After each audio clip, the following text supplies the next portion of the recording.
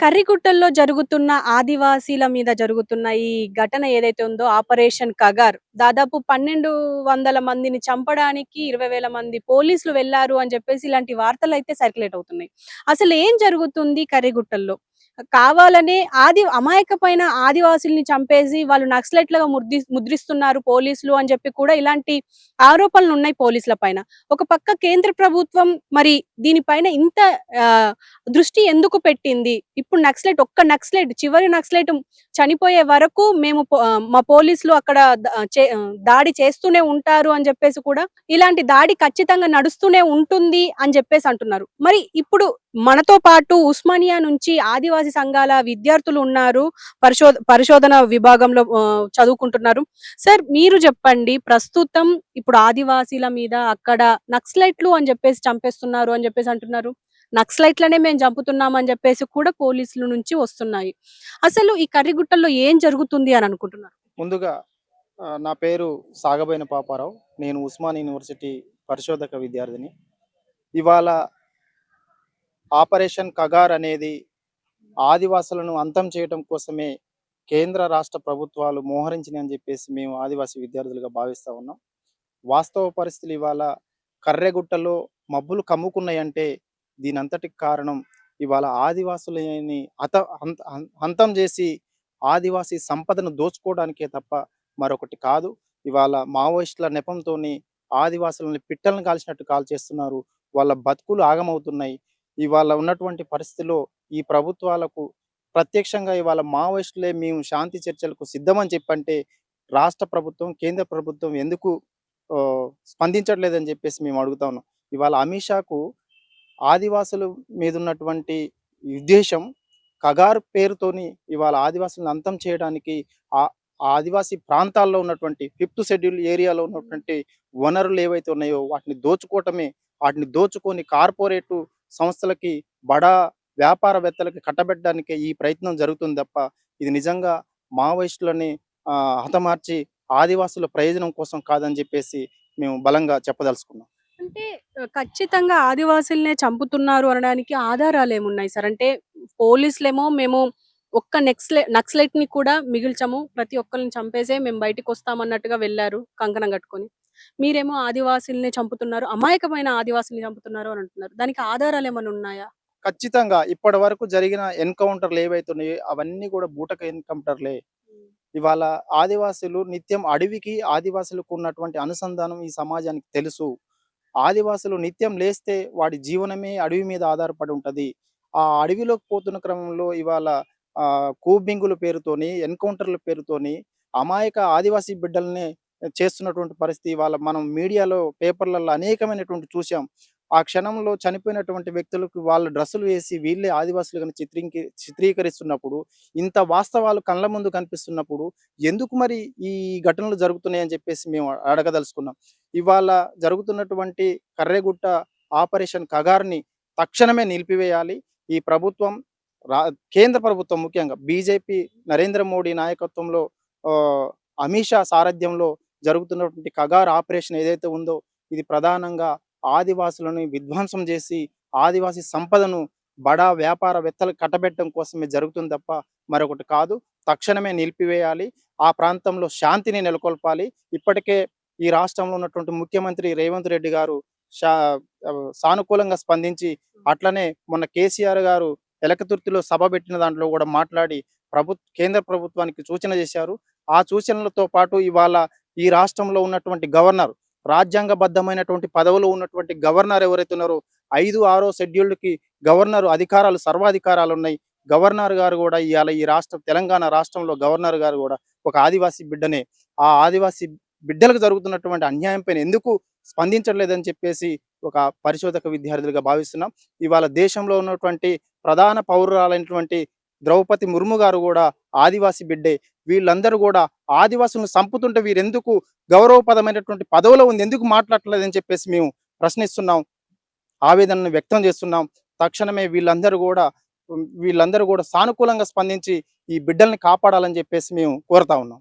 అంటే ప్రస్తుతం మీరేమో అక్కడ ఉన్న సంపదను దోచుకోవాలని ఈ కేంద్ర ప్రభుత్వం ఇలాంటిది చేపట్టింది అని అంటున్నారు.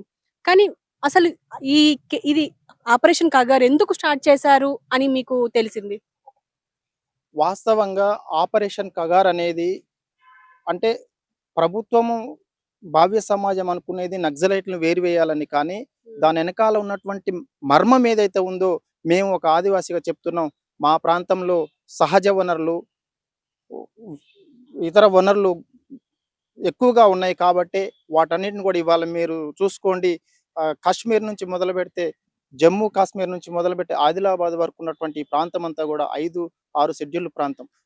విపరీతమైనటువంటి వనరులతో కూడుకున్నటువంటి ప్రాంతం. ఇప్పటికే ఒకవైపున ఈ రాష్ట్రంలో ఉన్నటువంటి వనరులు మైనింగ్ గాని, తర్వాత ఇసుక గాని, సహజ వనరులన్నిటిని కూడా కొల్లగొట్టకపోయే పరిస్థితి ఏర్పడ్డది. ఇప్పటికి కొల్లగొట్టకపోతున్నది కాక క స ఖనిజ సంపదను గూడా కన్నేసి వీళ్ళు బహుళజాతి కంపెనీలకు ఒప్పజెప్పేటువంటి దానిలో భాగంగానే ప్రధాన ఆటంకం ఎవరంటే ఇవాళ ఆదివాసులు, మావోయిస్టులు గాబట్టి వీళ్ళ పేరుతోని వీళ్ళని తొలగించేస్తే అక్కడ వాళ్ళ ఆ సంపదను దోచుకుపోవడానికి అవకాశం ఉంటది గాబట్టి, ఈ కగార్ అనేటువంటి ఆపరేషన్‌ను తీసుకొచ్చి ఈ విధంగా ఆదివాసుల మీద, మావోయిస్టుల మీద విధ్వంసం జేస్తున్నారు. ఎవరి ప్రాణాలైన ప్రాణాలే. అటు ఆదివాసుల ప్రాణాలైనా మనిషి ప్రాణమే, మావోయిస్టు ప్రాణమైన మనిషి ప్రాణమే గాబట్టి మేము ఎవరిని కూడా ఏం చేయొద్దని జెప్పేసి మా కోరిక.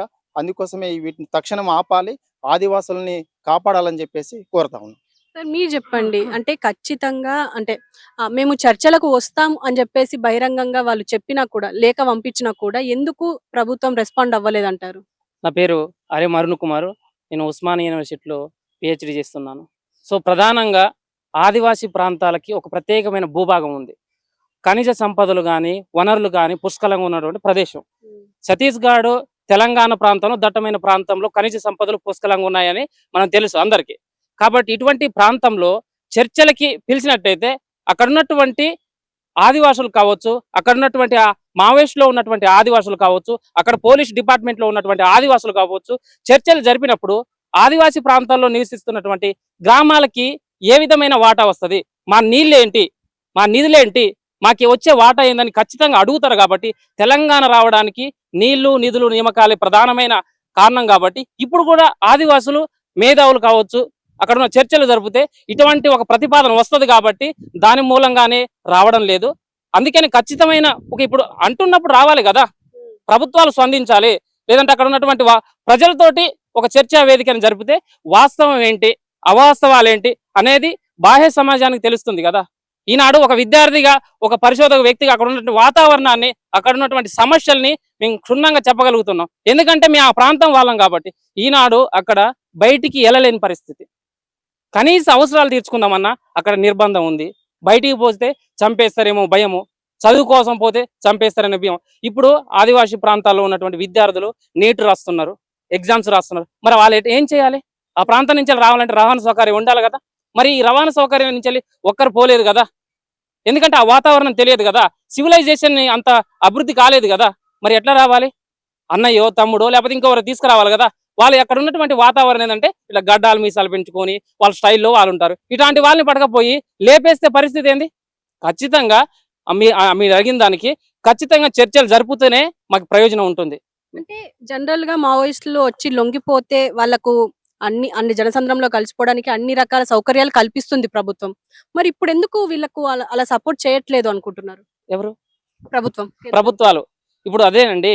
ప్రధానంగా చెప్పవలసిన విషయం ఏంటంటే అక్కడ ప్రాంతాన్ని, ఆ వనరులని దోసుకోవాలి. అక్కడ ఛత్తీస్‌గఢ్ దగ్గర నుంచి వెళ్ళి తెలంగాణ ప్రాంతం వరకు కూడా నీళ్లున్నాయి. ఇసుక పోతేనే ఇక్కడ అక్కడి నుంచి వెళ్ళి ఏటూరు నగరం భద్రాచలం నుంచి వెళ్ళి ఇసుక వస్తేనే ఇక్కడ హైదరాబాద్లో అపార్ట్మెంట్లు వేస్తున్నాయి. ఇప్పుడు మేము అడుగుతాం కదా చదువుకున్న వాళ్ళు, ఆ ప్రాంతంలో మాకు ప్రత్యేకమైనటువంటి హక్కులు ఉన్నాయి, మాకు ఎంత ఒక టన్నుకు తీస్తే మాకు ఇంత వాటా రావాలని కూడా ప్రొవిజన్స్ లో ఉన్నాయి, మా చట్టాల్లో ఉన్నాయి. ఇప్పుడు అది ఇవ్వడం లేదు కదా, ఎవరిని అడగాల?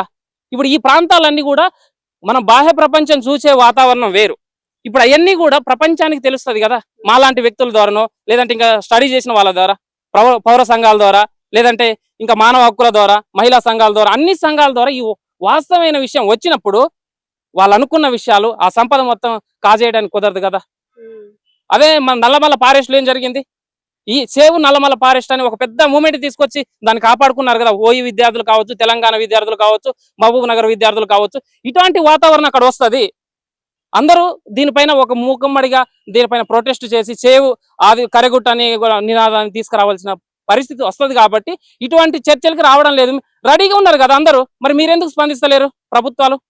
కాబట్టి వాళ్ళ వాళ్ళు ఒక కుటిలమైన ఆలోచనతో ఉన్నారు కాబట్టి అని మేము భావిస్తున్నాం. అంటే ఇప్పుడు ఒకవేళ ఆపే పరిస్థితులు అయితే కనిపించడం లేదు. ఎందుకంటే ఇటు మావోయిస్టులు గాయపడుతున్నారు.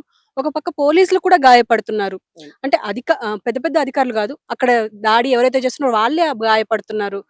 వడదెబ్బ తగిలి పడిపోయిన పోలీసులు కూడా ఉన్నారు. అవును. అసలు ఏం చేస్తే ఈ దాడి ఆగుతుంది అని అనుకుంటున్నారు? మాకు ప్రధానంగా చర్చల వల్ల ఏ సమస్య అయినా సాల్వ్ అవుతుంది కాబట్టి మేము చర్చలు జరగాలనుకుంటున్నాం ప్రధానంగా. ఇంకొక విషయం ఏంటంటే అక్కడ చుట్టుపక్కల ఉన్నటువంటి మండలాలని, పంచాయతీలని, అక్కడ ఉన్న పెద్ద మనుషులను పిలిపించండి, అక్కడ ఉన్న విద్యావేత్తలను పిలిపించండి. ఏం జరుగుతుంది ఇప్పటి వరకు కూడా ఒక ఎడ్యుకేషన్ లేదండి. మేము ఎడ్యుకేషన్ కావాలనుకుంటున్నాం. ఏటూరు నగరం కావచ్చు, భద్రాచలం కావచ్చు, చర్ల కావచ్చు, దుమ్ముగూడెం కావచ్చు, కనీస వసతులు లేనటువంటి ఆ ఆ పాఠశాలలు ఉన్నాయి. చదవడానికి ఇష్టపడడం లేదు. అక్కడ ఉన్న టీచర్స్ సక్రమైన పాఠాలు చెప్పడం లేదు. ఎడ్యుకేషన్ ఇవ్వండి. అదేవిధంగా మాకు రోడ్డు సౌకర్యం ఇవ్వండి. అక్కడ ఉన్నటువంటి భూభాగం కూడా స్వచ్ఛమైన భూభాగం. ఎందుకంటే ఏ పంట వేసినా, వాణిజ్య పంటలు వేసినా, లేదంటే వరి వేసినా, ఏ పంటలు వేసినా కానీ అద్భుతమైన దిగుబడిని ఇస్తుంది. ఇటువంటి పంటలకి రహదారి ఇచ్చి వాటర్ ఇస్తే మేము దిగుబడి చేసి ప్రభుత్వానికి, కేంద్ర ప్రభుత్వానికి మేము మా సహకారం మేము అందిస్తాం కదా. ఆ రకంగా ఎందుకు చేయడం లేదు? ఇంకొక హెల్త్, ఈనాడు ఎంతమంది చచ్చిపోతున్నారండి. కానుపుకు వచ్చి అడవి నుంచి కావడేసుకొని మోసుకొని వచ్చిన పరిస్థితులు మనం చూస్తున్నాం కథనాలలో. వర్షాకాలం పరిస్థితులు. ఇప్పుడు ఆ హెల్త్ ను అందించండి వాళ్ళకి. ఇటువంటి ప్రయోజనాలు చేయండి. ఇప్పుడు కగారు పేరుతో, లేదంటే ఇంకేదో ఆపరేషన్ల పేరుతోటి, సల్వాజూడం పేరుతోటి, ఇంకేదో పేర్లతోటి కోట్లు నిధులు ఎందుకు ఖర్చు చేస్తున్నారు? మేము కోరేది ఏంటి? ఆదివాసీ ప్రాంతాలు అడవుల్లో ఉంటారు, వాళ్ళని ఎడ్యుకేషన్ వైపు, ప్రభుత్వ పథకాల వైపు, సంక్షేమ పథకాల వైపు తీసుకురండి అని కోరుతున్నాం. చర్చలు జరపండి. మీరు ఇటువంటి దానికి ఒక తండ్రి అనే బాధ్యతలో ఉన్నప్పుడు, ప్రభుత్వాలు, కేంద్ర ప్రభుత్వాలు, రాష్ట్ర ప్రభుత్వాలు తండ్రి బాధ్యతలో ఉన్నప్పుడు కొడుకుల బాగోలు కావచ్చు, కుటుంబ బాధ్యతలు చూడవలసిన అవసరం ఉన్నది. మీరందరూ తండ్రి బాధ్యతే కదా. ఇప్పుడు మా ప్రాంతాలకి గవర్నరు మొదటి పౌరురాలు మొత్తం ఆ కంట్రోల్లో నడుస్తుంది. ఎందుకు స్పందిస్తలేదు? స్పందించాలి కదా. ఇప్పుడు దేశంలో మొదటి పౌరురాలు ద్రౌపది ముర్ము ఆదివాసీ బిడ్డే కదా. ఎందుకు ఈ రకమైన ఆలోచన చేయడం లే? అదే విధంగా ఇప్పుడు సుప్రీంకోర్టు, స్టేట్ కోర్టులు ఉన్నాయి. మరి ఈ సమస్య పైన జరుగుతుంటే ఎందుకు ఇట్లాంటి స్పందించడం లే? స్పందించాలి కదా. స్పందించినప్పుడే కదా మాకు ఇప్పుడు ఆదివాసులకి మేము ఎటువంటి ఎడ్యుకేషన్ లేకపోవచ్చు, కానీ జ్ఞానం ఉన్నది. ప్రకృతి జ్ఞానంతో, ప్రకృతి సిద్ధాంతాలతో మేము బతుకుతున్నాం. ఎటువంటి హాని చేయడం లేదు. దోసుకునే వాళ్ళతోటే నష్టం జరుగుతుంది. ఇటువంటి పరిస్థితుల్లో రాజ్యం ఒక కుట్ర కట్టి, ఒక ఆయుధాలతో వచ్చి, సైన్యంతో వచ్చి దోపిడీ చేస్తుంటే సుప్రీంకోర్టు దీనిపైన స్పందించాలి కదా. ఆదివాసులు ఈ దేశ మూలవాసులని సుప్రీంకోర్టు కూడా మనం మాట్లాడుతుంది. అందరికి తెలిసిన విషయం. మరి వాళ్ళపైన ఇప్పటికి కూడా సుప్రీంకోర్టు కావచ్చు, స్టేట్ కోర్టులు కానీ స్పందించకపోతే, ఆపండి అని ఇట్లా ఇవ్వకపోతే మేము ఎవరిని అడగాల? మా బాధలు, మా కష్టాలు ఎవరికి చెప్పాలి? మాలాంటి విద్యార్థులు, మాలాంటి అన్నలు, తమ్ముళ్ళు అందరూ అక్కడ ఏరివేత పడుతున్నారు కదా. నిజమైన నక్సలైజం ఉన్న వ్యక్తులు చావడం లే. ఇటువంటి భావజాలం ఉండి ఒక ఇంటలెక్చువల్ గా, ఒక మేధావి వర్గంతో మాట్లాడిన వ్యక్తులు అక్కడ ముసుకేసి చంపేసే పరిస్థితి కనిపిస్తుంది. వీటిని ఆపండి అని అంటున్నాం. కాబట్టి దయచేసి ఇప్పటికైనా కేంద్ర ప్రభుత్వము దీనిపైన చొరవ తీసుకొని మరొకసారి పునర్పరిశీలన చేసి కగారుని వెంటనే ఆపివేయండి. అదే విధంగా దీంతో పాటుగా రాష్ట్ర ప్రభుత్వానికి కూడా మేము చెప్తున్నాం. రాష్ట్ర ప్రభుత్వం ఇప్పటికే స్పందించింది, దానిపైన ఆలోచన చేస్తుంది. వీళ్ళు కూడా చర్యలు తొందరగా వేగవంతం చేయాలి. మా ద్రౌపది ముర్ము గారికి ఒక దండం పెట్టి చెప్తున్నాం. ఖచ్చితంగా మీరు దీనిపైన మీరు మాట్లాడాలి. మీ స్పందన ఏంటి తెలియాలా. ఆదివాసి మీ బిడ్డల పైన జరుగుతుంటే మీరు ఎందుకు మౌనంగా వహిస్తారు? కాబట్టి గవర్నరు, సుప్రీంకోర్టు, స్టేట్ కోర్టు అందరూ కూడా, ప్రజా సమూహం కూడా స్పందిస్తున్నప్పుడు మీరు కీలక బాధ్యతలో మీరున్నారు కాబట్టి మీరు స్పందించాలని మేము విద్యార్థి లోకం నుంచి, ఉస్మానియా విద్యార్థులుగా మేము డిమాండ్ చేస్తున్నాం. మీరు చెప్పండి పాపారావు గారు. అంటే ఇప్పుడు ఎక్కడ చర్చలు జరగడం లేదు దీని గురించి. పెద్ద పెద్ద మీడియాల్లో అయితే మొత్తం పెహల్గాం గురించే 26 మంది సివిలియన్స్ చనిపోయారు అని చెప్పేసి నడుస్తుంది. అంటే ఇటు ఒక దేశం మీద జరిగిన దాడి గురించి ఆలోచిస్తున్నారు కానీ లోపల జరిగిన దాడుల గురించి ఆలోచించట్లేదు. ఎందుకంటే ఇప్పుడు పోలీసులు డైరెక్ట్ గా సివిలియన్స్ మీద దాడి చేస్తున్నారు అని అంటున్నారు కాబట్టి అసలు ఏం చేస్తే ఈ దాడి ఆగుతుంది అని అనుకుంటున్నారు? ఇవాళ ఇటువంటి దాడులు ఆగాలంటే ప్రధానంగా ఈ రాష్ట్రం ప్రభుత్వాలు, కేంద్ర ప్రభుత్వాలు సమన్వయంతో వ్యవహరించి ముందుకొస్తేనే తప్ప, లేకపోతే మీరు చూశారు గతంలో రాళ్ళగడ్డలో ఏ విధమైనటువంటి హింసాకాండ జరిగిందో, ఆ రోజు మావోయిస్టులపై జరిగినటువంటి దాడిని ఏదైతే ఉందో, ఆ చుట్టుపక్కల ఉన్నటువంటి 7 గ్రామాలు గూడా తుపాకు తూటాలకు ఎదురొడ్డి ఏ విధంగా అయితే పోరాడి అక్కడి నుంచి పోలీసులను తరిమి కొట్టారో, అటువంటి పరిస్థితి తెచ్చుకోవద్దని జెప్పేసి మేము కోరుతా ఉన్నాం. ఇవాళ బేస్ క్యాంపుల పేరుతోని నానా రకాల హింసలు సృష్టిస్తున్నారు. తక్షణమే కర్రెగుట్టని ఉన్నటువంటి విధ్వంసం ఏదైతే ఉందో దాన్ని వెనక్కి తీసుకోవాలి. ప్రజలు ఆగ్రహాన్ని గురిగాకముందే ఈ ప్రభుత్వాలు సానుకూలంగా స్పందించకపోతే అటువంటి ఘటనలు పునరావృతమైతాయి. కాబట్టి ఇవాళ రాష్ట్ర ప్రభుత్వం, కేంద్ర ప్రభుత్వం, ముఖ్యంగా ప్రధానంగా కేంద్ర ప్రభుత్వం చొరవ తీసుకొని బేస్ క్యాంపులు ఎత్తేయాలి. కగారుని నిలిపివేయాలి. ఆదివాసులని, మావోయిస్టులను కాపాడాలని చెప్పేసి మేము కోరుతా ఉన్నాం. ఓకే. థ్యాంక్ యూ అండి. సో, మీరు చెప్పండి అసలు ఈ ఆపరేషన్ కగారు గురించి మీరేమనుకుంటున్నారు? నా పేరు రాజ్ కుమార్. నేను ఉస్మానియా యూనివర్సిటీ స్టూడెంట్‌ని. నాడు జరగని బెగత్కు కగారు ఆపరేషన్ పెదరి పోర్రో జరగనున్నట్టు కారెగుట్ట జరగనటువంటి ఆదివాసీ పోర్రో జరిగినటువంటి బేవత్కు మినకో ఒక ఆదివాసీ ఉన్ హక్కుని శంక ఉని భూమి శంక బేవత్కు పోరాడినోడో కానీ ఆ పెదిరి పొర్ర అయిపోకుండా ఉని నక్సలైట్ అయితే పెదిరి పొర్రో నేడు ఉని సాధనడం జరగరు మీందే నక్సలైట్ ఇంకా మనడి ఈ ప్రభుత్వం భారీ స్పందించడంలో తెలియలేం. ఈ కేంద్ర ప్రభుత్వం బేదత్కు మిందో అది ఇంకా నక్సలైట్కి ఒకప్పుడు బేల బెన్ మినిస్టర్ అయినా బెన్ ఎమ్మెల్యే అయినా బెన్ ఎదురు ఏదో మా హక్కు మా కిల్లరికి ఇచ్చి మళ్ళీ ఒకప్పుడు కార్కిని బాంబుకోవడం సాధనంగా రోజుకు అలాంటి రోజుకి నుంచి నాడు స్వచ్ఛందంగా మాకు కావాలని ఇచ్చి మళ్ళీ స్వచ్ఛంగా తలపురం మత్తుకుని ఆడుకును ఆదివాసీ నక్సలైట్ పెదిరి పొర్ర అవి సాధనంగా మీనరు అదే కనుక అదే నక్సల్ వెనక పెరిగి వేసుకో పూర్వ నక్సలైట్ అయితే బాత్రూమ్ ఇంజడికి ఆ కార్కి ఆ మినిస్టర్కి సాధనంగా వాళ్ళకి ఆ ఎమ్మెల్యేకి సాధనంగా వాళ్ళకి అలా చాలా సాధనంగా సాధనంగా ఇవ్వకుండా మా హక్కు మా ఇంజరికి ఇచ్చి మళ్ళీ అడవి నుంచి వాసి మా తలపురం మత్తుకెళ్ళి కానీ ఆ తలపురం కూడా నాడు నక్సలైట్ అయితే పెద్దరిపుర సాధనంగా మీనరు. కాబట్టి దాన్ని బాగా మా వ్యతిరేకేశ్వరం మీనము ఒక ఉస్మానియా యూనివర్సిటీ స్టూడెంట్గా ఈ ఆపరేషన్ కగారుని ప్రభుత్వం వెంటనే ఆపుదొంగ లేదా తలపురం మీనం. Okay. Thank you very much. So, చూశారు కదా, తక్షణమే ఈ ఆపరేషన్ కగార్ని ఆపితే బెటర్ గా ఉంటుంది, వాళ్ళని చర్చలకు పిలిస్తే బాగుంటుంది అని చెప్తున్నారు. ఎందుకు అనంటే ఆదివాసీల మీద ఈ దాడి జరుగుతుంది, మావోయిస్టుల మీద జరగట్లేదు, నిజమైన నక్సలైట్ల మీద అసలే జరగడం లేదు. కేవలం అక్కడ అమాయక ప్రజలు ఉన్నారు, అది ఆదివాసులు. వాళ్ళు అక్కడ బతుకుదెరు కోసం లోపలికి వెళ్ళడానికి కూడా ఈవెన్ కార్యకలాపాల కోసం కూడా వెళ్ళినా కూడా ఈ దాడులు వాళ్ళ పైన జరుగుతున్నాయి. అంటే బయటికి వెళ్ళలేని పరిస్థితుల్లో వాళ్ళు ఉన్నారు. ఈవెన్ వాళ్ళకు అంటే కావాల్సిన వస్తువులు గాని, అంటే నిత్యావసర వస్తువులు గాని, ఇప్పుడు మౌలిక సదుపాయాలు గాని ఎలాంటివి లేకపోవడం వల్లనే ఇప్పుడు వాళ్ళు వెనుకబడిన తరగతుల్లాగా ఉండిపోయారు. అదే వాళ్ళకి సరైన రోడ్లు, నీళ్లు అన్ని ఇస్తే, ఈవెన్ పాఠశాలలు ఉన్నా కూడా పాఠశాలల్లో సరైన సదుపాయాలు లేకుండా ఉంది. సో, వాళ్ళకి వాటిపైన ఖర్చు పెడితే బెటర్ గా ఉంటుంది. కానీ ఇప్పుడు ఈ ఆపరేషన్ కగార్ అని చెప్పేసి ఎన్నో కోట్లు ఖర్చు పెడుతుంది కేంద్ర ప్రభుత్వం. ఒకసారి దీని గురించి ఒక్కసారి ఆలోచించి ముందుకెళ్తే బాగుంటుంది అని చెప్పేసి అయితే అంటున్నారు. మరి చూద్దాం, మరి కేంద్ర ప్రభుత్వం గాని ఇప్పుడు డైరెక్ట్ గా రాష్ట్రపతి ముర్ముకే ఇప్పుడు అందరూ అంటున్నారు, మీరైనా దీనిపైన స్పందించండి అని చెప్పేసి. ఈవెన్ రాష్ట్ర గవర్నర్ కూడా దీనిపైన స్పందించడం లేదు. వీళ్ళు ఎందుకు స్పందించడం లేదు? సుప్రీంకోర్టు స్పందించడం లేదు. ఎందుకు స్పందించడం లేదు? ఆదివాసీల మీద ఇలాంటి దాడులు జరుగుతుంటే ఎందుకు మౌనం వహిస్తున్నారు అని చెప్పేసి అంటున్నారు. మరి ఎవరైనా ఇప్పుడు మౌనం వీడి స్పందిస్తే బెటర్ గా ఉంటుంది అని చెప్పేసి అది అంటున్నారు. తక్షణమే ఈ ఆపరేషన్ కగార్ ఆపి చర్చలకు పిలిస్తే బాగుంటుంది అని ఆశిస్తున్నారు.